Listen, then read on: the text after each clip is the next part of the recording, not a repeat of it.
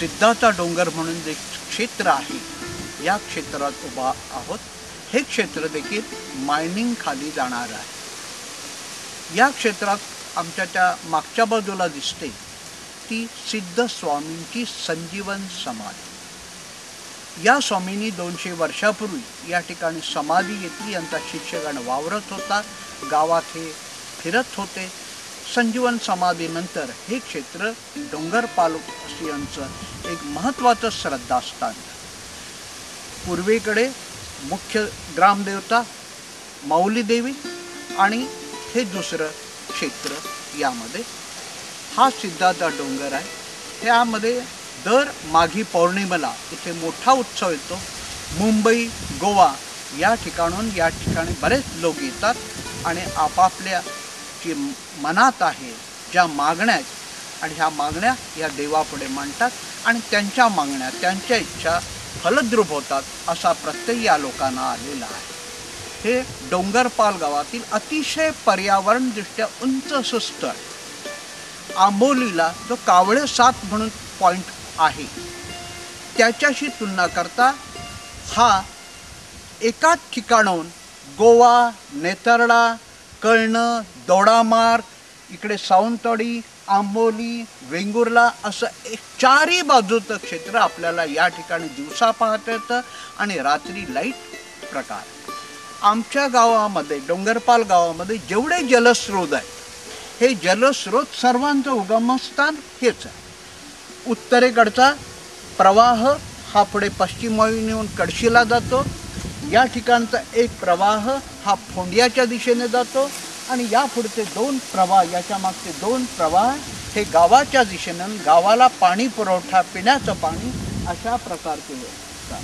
त्यामुळे या क्षेत्रात जर मायनिंग झालं तर गावाचा श्रद्धास्थान हे अतिशय महत्त्वाचा भाग तोही जाणार आहे आणि त्यापेक्षाही वनसंपदा, जलस्रोत आणि डोंगर हा नष्ट होणार। समाधी पाहिली। या स्वामींनी समाधी घेतल्यानंतर त्यांचा एक परम शिष्य होता। या शिष्याने देखील लगेचच आपले प्राण सोडले आणि त्याची समाधी या ठिकाणी आपल्याला दिसते।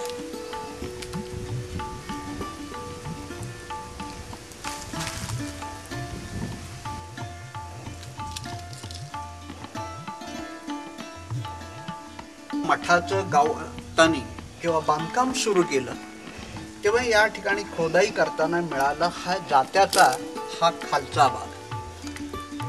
सिद्ध स्वामी आणि त्यांचे शिष्यगण इथे जेव्हा राहत होते तेव्हा दळण दळणं या क्रिया आणि पुढे भाकऱ्या भाजणे ह्या क्रिया याच ठिकाणी होत असत हे या ठिकाणी स्पष्ट कर। दगडी जेव्हा घेतली तेव्हा समाधीचं बांधकाम करण्यासाठी 200 वर्षापूर्वी त्या लोकांनी बहुधा या ठिकाणी चुनखडी किंवा अन्य गोष्टीचं मिश्रण करण्यासाठी ही मुद्दाम तयार केलेली जागा आणि या ठिकाणी ती मिश्रण असेल त्या काळात चुना आणि तत्सम असेल आणि त्या मिश्रणाने समाधी जी या ठिकाणी या मंदिराच्या आत आहे त्याचं बांधकाम केल्याचा हा एक ऐतिहासिक अशा प्रकारचा पुरावा आहे आणि या दृष्टीने हे श्रद्धास्थान, प्रेरणास्थान, गावाचं स्थान म्हणून या ठिकाणी नम्र केलं जातं आणि जर अशा प्रकारचे खनिज प्रकल्प या ठिकाणी कार्यवाहीत झाले तर आमची श्रद्धास्थानं ही बाधित होतील ही आमची भावना। सिद्ध स्वामींची समाधी पाहिलं त्याच्या आपण त्याच डोंगरात पायथ्याशी आहोत। या ठिकाणी जलप्रवाह आहे। हे जलप्रवाह या ठिकाणी वाहत वाहत अशा प्रकारे हे तलाव कसं पाणी साठवण आहे। सामान्यतः या ठिकाणी जंगलातील जी श्वापद आहे ही श्वापद या ठिकाणी पाणी पिण्याचा उपयोग करतात। हे येथील ठशावरून आपल्याला दिसून येईल।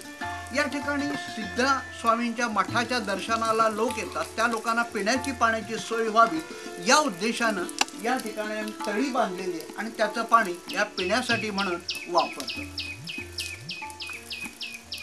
हा प्रवाह आणि हेच पाणी पुढे झिरपत झिरपत गावामध्ये तळीच्या स्वरूपात आणि पुढे हा जलप्रवाह गावाची नैसर्गिक नळपाणी योजना त्या ठिकाणी आहे आणि तोच प्रवाह पुढे नदीच्या छोट्या ओवाळ्याच्या स्वरूपात पुढे मठाकडे हा कडशी नदीला मिळतो तो पाहिजे।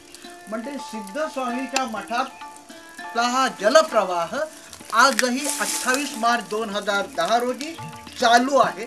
पिण्याची पाण्याची सोय तसंच या तलावामध्ये श्वापदत्याची सोय, हा प्रवाह पुढे संपूर्ण गावाला पिण्याच्या पाण्याची सोय वर्षाचे 12ही महिने करतो.